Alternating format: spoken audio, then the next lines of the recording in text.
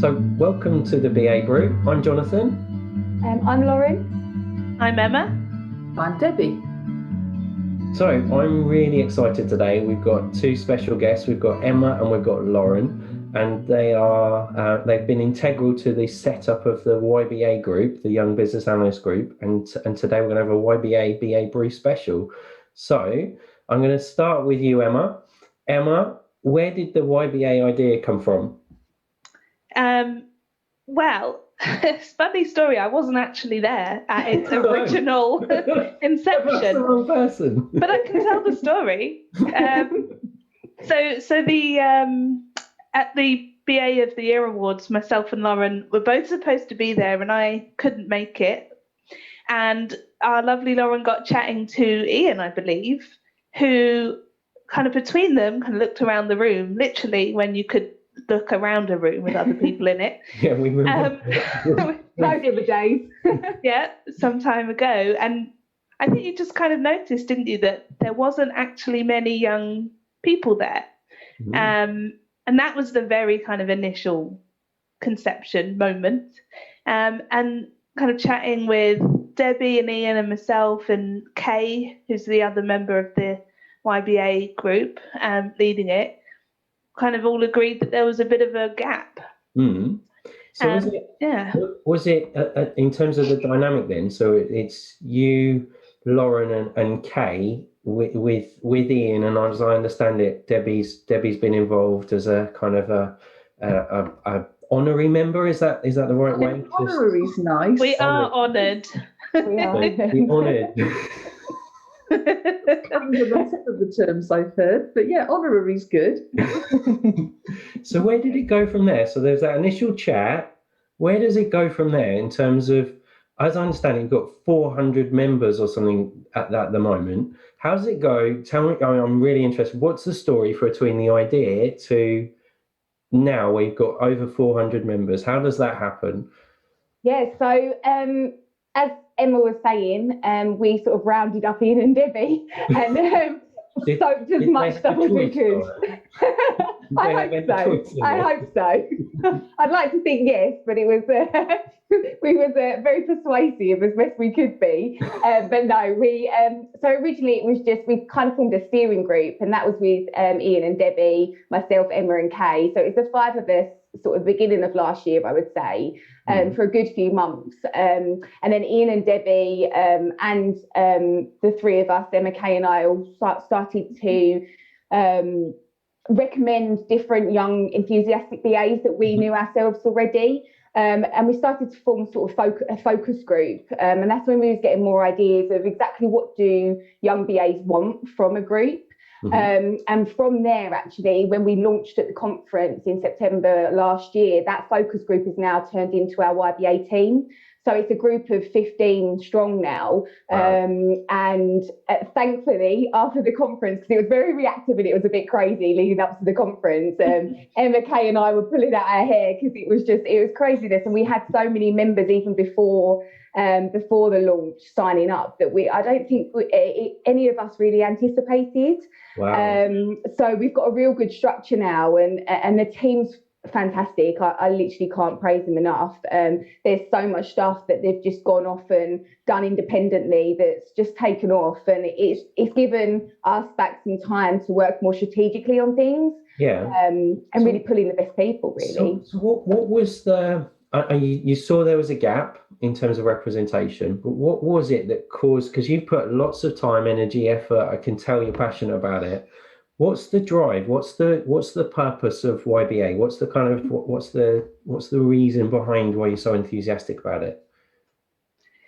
So I guess for us, it was about the kind of problem we like to ask ourselves. You know, what would a young person get from this group, and what would somebody who's over 35, controversial age bracket, not get?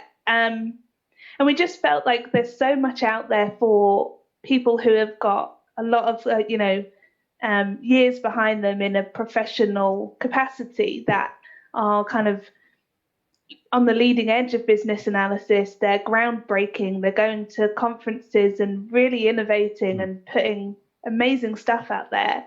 But if you're new to the career, new to the profession, you don't have that. So we like to say that while others are kind of groundbreaking, we're laying the foundations. And that is what is so important for us, that we're really setting up this group of young BAs with a solid foundation to then become the kind of next leaders. Yeah, rising stars. Not much of an ambition, right? I'm like, there'll be a Boston box there, Lauren. You're showing off there. There's a bit of Boston box. So I sit outside it. I'm too old to join, which I'm upset about. I'm not allowed to join because I'm over 35.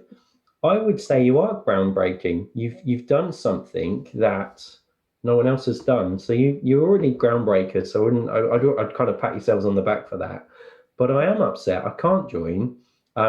Why is it that because I'm over 35, I'm now, because I'm not a young BA, I'm automatically going the opposite of young is therefore I'm old. So through setting up the YBAs, you've basically called everyone that's over 35 old. I know, and we have come across that a couple of times actually, and I think from my point of view, I think that age bracket, I think no matter what career you've been in, you've had a level of professional experience. Yeah. And I think that age bracket that we've come up with is establishing people, like helping people that don't have that work experience. So Emma and I were talking earlier actually, and we may help someone create an email, write an email. It's something very simple. And I'd like to think that people over the age of 35 have probably had experience of that already and may not appreciate that kind of help as much as someone who is literally just sort of fresh from college. I mean, I even struggled doing that. And I think I've related so much to a lot of the stuff we're doing because I didn't have that myself. Yeah. So I've really wanted to give that to people and show people what you can have. Or what we can give that I never got or had the option to include myself in. Can I just add in that, because it's been quite interesting for me, because obviously because I was very, to be honest, very kindly asked to be involved at an early stage, and I truly felt quite honoured to be asked. It's been absolutely interesting and opening my eyes, because you've got to remember that people of a certain age group, they grow up in a certain time with certain approaches, technologies, all sorts of things going on. And the viewpoint is therefore different, So whilst it's all business analysis, actually some of the things that Lauren, Emma and Kay and then the broader team came up with, I think is representative of that particular age and experience band. That probably, Jonathan, you and then Ian and myself and others maybe would have a different perspective. So it is an interesting and quite specific perspective. I'll give you an example. One of the things that you did, I think, Emma, was you did the review of all of the social media platforms. That was so interesting because you looked at the social media platforms through your age group eyes. And I think you came up with a conclusion that probably I wouldn't have come up with and Jonathan wouldn't have come up with. And that's just one example. So which media platform did you decide on? Well, we decided to go for LinkedIn because it is, the professional place, but Instagram is actually our main content publishing platform. We regularly post there. We've kind of got a whole identity now on there. People recognize the color scheme and the style of our content, and they can engage with it in a much more kind of easy way. I mean, I'm always on my phone looking through my Instagram stories, just getting a 5-minute break, catching up with stuff. So that has been a really successful platform for us. So will you take Debbie and I into Insta today? Are you gonna post today that you've done the brew? Definitely. Yeah. I think we should say something that you'll catch us on the brew soon. Actually, anybody can follow you on Instagram, can't they? That's right. You're a member of the group, so you can still see what the group are doing, because obviously, there are more experienced, I hate saying the word older, but you know what I mean, not YBA people, who work with younger business analysts. And actually, you're not part of that particular group because it's aimed at a particular demographic, but you can learn something from following on Instagram. And, I find it, because I do, and I find it really, really interesting, some of the takes that you have on different things. So I can't join because I'm too old, but I can see some of the content if I follow you on Instagram. What if I were to want to join, and I'm thinking about a listener now? How do they get involved? How do they get to meet with you guys and help shape YBAs? It sounds like you've got a much broader team, but how would I become a member if I was listening to the pod today? Yeah, so as Debbie was just saying, our Instagram's public, so anyone can follow our Instagram. With our LinkedIn group, you do have to request to be accepted into the group. So our operations track within our team cover the going through the memberships and people who are wanting to join. So we do have a code of conduct, and we do have membership criteria. Now, our only criteria is literally under 35 or 35 and under. Have you had anyone apply to join that's been pretending to be under 35? So this conversation did come up. Yeah, we are taking people at face value. So we're hoping people are telling the truth, but they say they accept. No going to hunt out that young photo of yourself now, Jonathan. Okay. It's not going to work. It's not going to work. I can't see me getting through. It's just the interloper. Now, you mentioned code of conduct there, and I know because we talked about it previously, but diversity and inclusion is part of the kind of the ethos. And one of the angles that I really wanted to talk about with you guys was how I think YBAs as an initiative is helping to put forward an inclusive kind of church for business analysts. And I think that there's opportunity for other such groups that are perhaps underrepresented in the BA profession as well. And I know this is a little bit serious, but I think one of the best things that could happen for YBAs would be if your initiative was copied by another group that felt underrepresented in the BA community, or even that you kind of branch out and that YBAs starts to represent some other initiatives at other kind of groups as well. What's behind the code of conduct? What would we see in that? What would be the kind of tenets? So what's in our code of conduct? Yeah. Now, well, at the moment, it's your kind of standard stuff, be polite and courteous to others. We don't want people promoting services. This is not that kind of group. Normal stuff, that's the main two things. Be polite, courteous, and you're not here to sell your company or services. So standard stuff, and I mean, we haven't had to go and challenge anyone on their behaviour, but it gives us that place to go back to and say, actually, we don't view something you're doing in the LinkedIn group to be right.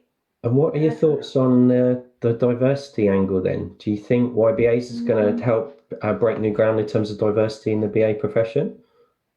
Yeah, I really hope so. I think that's something all of us are really passionate about. Being a female-only led senior leadership team, and I like to say that, I like to get that in there. We've got such a diverse team generally across the board already, and I think it was something right at the start before we even launched that we did discuss, and we're always looking to collaborate with people on how we can improve that even more. So accessibility-wise, we subtitle all of our videos. So that's one thing we really wanted to do from the start. We like to celebrate certain international days that are close to the hearts of people within the team.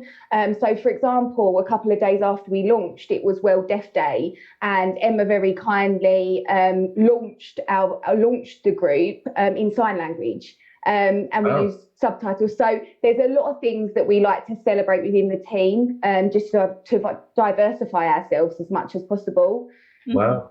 Wow. Can I just well, Jonathan, I think this again is one of the young BA dimensions, if you like, because, this is a generation who don't have to try at diversity and inclusion in lots of ways, because it's part of the way they live and believe.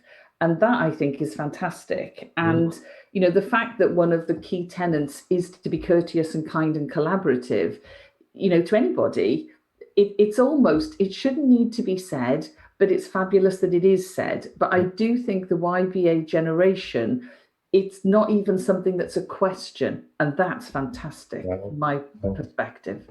Yeah. I'm going to try and divert the conversation now. What's the funniest thing that's happened in your YBA journey? What's the story, the thing that you found most amusing? There's been plenty, I think. I think for me, and I'll let Emma maybe say hers as well, but for me, so literally the day before launch, so Kay and I presented at the conference, and on Instagram, we wanted to do a little video quickly. So it was the three of us got together, and I literally, in selfie mode on my phone, was recording the three of us presenting and saying, we're launching at the conference tomorrow, we're excited, blah, blah, blah. And there was a 3-minute lag on Emma's computer. So when we were recording, I was saying something to Emma, and we were just kind of a really long, awkward pause every time. And we had to get Emma to count and start talking over us from what she was hearing to be able to sync up. There were so many takes, and I mean, we actually posted the bloopers as well, which were hilarious. So yeah, for me, that was definitely a highlight, and we was just buzzing generally anyway, being the day before the launch, so that was coming across as well. So brilliant. Emma, I'm not sure you can top that. That might be your one. No, I think that was. I mean, at the time, I was like, I can't believe we're having to do this. This is terrible. But it did make for a funny story. I guess a similar one with the rest of the YBA team, where we wanted to do a Happy Xmas message with an exclamation mark on the end, just so everyone had a piece of paper to hold up to screen. And despite thoroughly planning the order and the timing, we still managed to get letters round the wrong way. There was delays, and we just went with it in the end. I mean, the best laid plans and all. I thought my camera was round the opposite way. So I was like M, I think, or no, it was E. So it was quite a fundamental letter to be the right way round. And I was adamant, right, I'm going to do it the opposite way because that's going to be right. I recorded it. I looked back and I was like, the camera's flipped round and my E's back to the front. I can't even do it now. No. Oh no. Oh dear. I have to tell you though, Jonathan, you probably haven't seen the was it a Christmas video that you two and Kay did, which is intentionally funny, okay? But I roared with laughter and it's wonderful. And I don't know if you've still got it posted anywhere, guys, but that was a real highlight for me. Brilliant. No, I think lockdown and everything's going on in the world at the moment, all a bit too serious. I don't know. I find myself turning off the news. It's just so uninspiring, isn't it? And for you to share that, I think you brought kind of joy and amusement and it's really brave, but I think it's really courageous as well what you're doing, and I think it's fantastic. Debbie, any kind of takeaways from you, your involvement? You've watched this group develop and you've seen the different perspectives. Any kind of takeaways from you in terms of, you don't have to share a blooper, but something that you've learned as a result of your involvement? I think what's amazed me is how talented they all are. And I don't want to sound patronising in saying that. It's just some of the things that they've done have been incredible. I mean, just to give you an example of one of the things that I know I would never be capable of is Kay designed the logo. And when she came up with her ideas on that, and then we all discussed it, and I think it's a great logo. And the way she did the colours, and we had discussion about it, so it was very collaborative, but Kay came forward with the idea. And I just remember thinking, wow, this is a group with serious talent. And the way, you guys then took it forward, launched it, set up your management team, set up the tracks, and the level of energy and enthusiasm. I think if I've learned anything, it's that engaging with different groups, with different worldviews, if you like, because they're from, I don't know, different areas or different generations or whatever, is incredibly valuable for anybody. Yeah. And yes, we can't join YBA, although I think I am an honorary member just for it. Okay. But we can still engage, and actually some of the things you guys come out with, we're all learning from. So I think there's a real collaboration of learning going on with different groups, and YBA is one of the key ones in that. Yeah, it's really quite an inspiring thing. I think final question from me: what happened? You hit 35. Do you just hang up your membership card and you say, "Oh, that's it, I'm done," or are you going to set up and establish a vet BA or whatever is the next? What's going to happen to the alumni of the YBAs, and what's your next project? Because I don't know. I sense that you've got so much energy and enthusiasm that this is a start, and I don't know what happens when you hit 35. Do you get kicked out? Is my first question. But what are you going to do next? What's the next group you're going to set up? I'm really excited. You might not have thought that far. I've still got a few years left in me, Jonathan, so I'm all right for a few years. You're fine. More than I do. No, so we have thought about this, and I think obviously we're a group of young BA, a group for young BAs run by young BAs, and that's our strapline, and that's what we want to continue to do. And I do actually think there is a gap. When we were talking about this and what do you do after you're 35 and you roll off, there is actually a gap there for that as well. We've got the BA Management Forum, which is fantastic, but some people may not be there at 35 to be able to roll into that forum. So I definitely think there is a gap. Emma, I don't know if you've got any further thoughts, or Debbie even as well on that. I mean, I agree that there is a bit of a gap in terms of those people that were members and then hit the kind of limit of the group. We have discussed ways that we could somehow keep them involved. We have this kind of concept of active supporters, people who repost for us and promote us. So we may be able to keep some people involved in that capacity. I mean, our focus has really been on just getting this group as it is established. But yeah, it's on the horizon for sure. Yeah. I mean, I'm not there yet, but it won't be far long, until I'm not eligible. So that'll be interesting. Oh, so you've got to watch this space then. Wow. Right. Well, I've really enjoyed our discussion. Hope you have too. Definitely. That brings us to an end of today's YBA special. Massive thank you for joining us on the BA Brew, and best of luck with everything that you're doing. Thank you. And I just again, I'm in awe. I'm in absolute awe with the energy, the enthusiasm, and the collaborative, inclusive nature of what it is that you're doing. So massive thank you as well. No, thank you so much. Thanks for having us. Yeah, thank you again, guys. Yeah, thank you, Debbie. I'll see you soon. Yeah, definitely. Thanks as always. Thank you. Bye. Bye.